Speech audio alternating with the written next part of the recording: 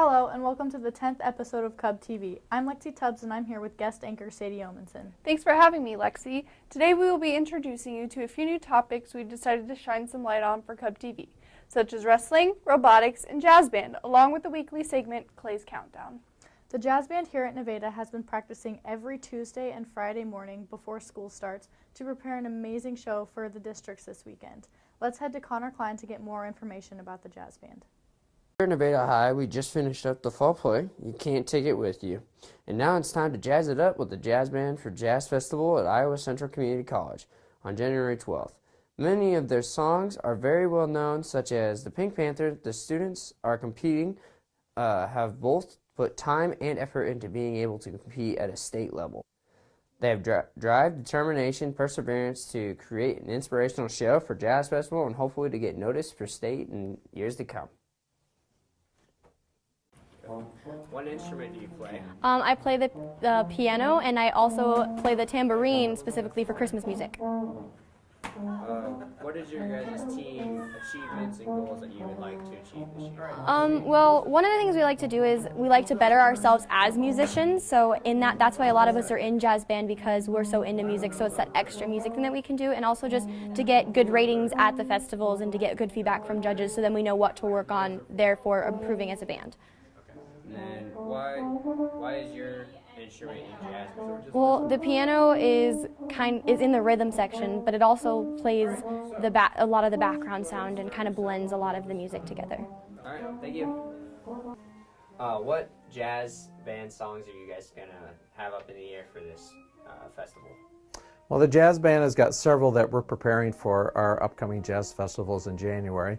When we go to these things, we always prepare a swing tune, because that is kind of the unique thing about a jazz band versus the pep band that plays for basketball games. So we've got one that we've already performed called Orange Sherbet by a jazz musician by the name of Count Basie. And we have another one, a little more advanced and difficult, entitled The Heat's On. So one of those two. There's a kind of a rock tune entitled Cantaloupe Island by Herbie Hancock. There's another selection called Honk. That's a funky tune. And I believe, and there's just one other that we just read the other day called The Opener. So those are kind of the ones, and when it gets closer, we'll decide which ones we're actually ready to do for the contest. And as the festival gets closer and closer, what are you guys doing to prepare for it? Well, the jazz band meets twice a week at 7:10 in the morning until 8 o'clock, and we get started right away, and that's where we focus our practice time on. We are throwing in a couple jazzy Christmas tunes that might be a surprise right before break that we might do out in the public somewhere, but that's when we rehearse, 7:10, 8 o'clock, Wednesdays and Fridays. All right, thank you. Thank you. The Nevada wrestling team has allowed 2 new female wrestlers to join the team. Tanner Lyon took the time to interview these new team members about their new experiences. Now let's head to Tanner with more information about how they are adapting to the new changes. Here at Nevada, we are wrestling down stereotypes. Today I will be interviewing the 2 girls on the wrestling team so we can see the difference of the boys and girls on the wrestling team. The wrestlers have been practicing hard this season. Here you will hear what the girls have to say about their first season of wrestling in high school. I will be asking you all 2 questions each. First, how did the 2 of you get inspired to start wrestling? My dad kind of put me in it to start with. Then he thought it would be best for me to be in basketball, so I did that for a few years, and then I got back into wrestling because I wanted to, and I was excited to. I just really like sports, and I wanted to try something different, and yeah. Next, Eden, this season being your first in high school, how are there many big differences between the 2? High school is a lot tougher, and they have you work a lot of different drills that are more complicated. Camera, this being your first year, how are you adjusting to the sport? Pretty well. Everything's going great. Yeah. Being one of the only females on a primarily male sport, what are some ways you have been treated differently?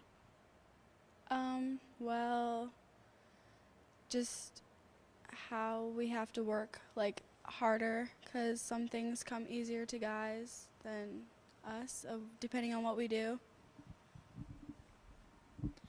The guys definitely push us to work to our best potential, and they want us to see us succeed and get better. So, yeah. Thanks to the both of you for letting me interview you. I wish you all good luck for you the rest of the season. It's great to see Nevada being inclusive. Good luck to the new female wrestlers. Did you know that a high school in Japan has received a new student named Pepper? No, I didn't. Thought you didn't. Well, to clear up the confusion, Pepper is actually a humanoid robot. It marks the first time a robot will study alongside human students. Pepper already comes to school with an impressive array of language skills, speaking both Japanese and English. He mostly takes part in their English classes, though the school had told Pepper that he can also visit other classes and activities. Oh, wow, that's really cool. Yeah, and to think we have robotics at our school. You mean we're getting a new robot? No, we have robotics club here at Nevada. Unfortunately, what they do is not as complex as Pepper. Let's find out more from Tori, who has spent time exploring the robot club. All right, so what is robotics? For us, robotics is First Tech Challenge. That's run through high schools throughout Iowa and throughout the state and the world, actually. So what it is, it's a competition based around constructing a robot like this one. This is our robot for Team Nerds Anonymous. And we use it to compete on a 12 by 12 playing field with certain obstacles and goals on the field. And we compete against 4 other robots at a time. We work on outreach through different modes like this, actually, to tell people about robotics and what we're doing. But mostly what we do is work on the robot and build it. As you can see here, this is about a month or so of work. And then we also have teams focused on business to fund our robot, which is a large sum of money to do and build. And then we also have programmers who work on making the robot drivable and usable. Okay, so how will this affect students in the future, and how could they use them in real life? In the future, experience with FTC and robotics can lead to any number of careers in the engineering field, like aeronautics, like NASA, and architecture, things like that, computer programming. What are the challenges students face when preparing for competitions? Preparing for competitions, we face as many challenges as there are parts on the robot. Anything from making sure all the programming works without any bugs, making sure all the bolts are tight, and all of the pieces work like they're supposed to.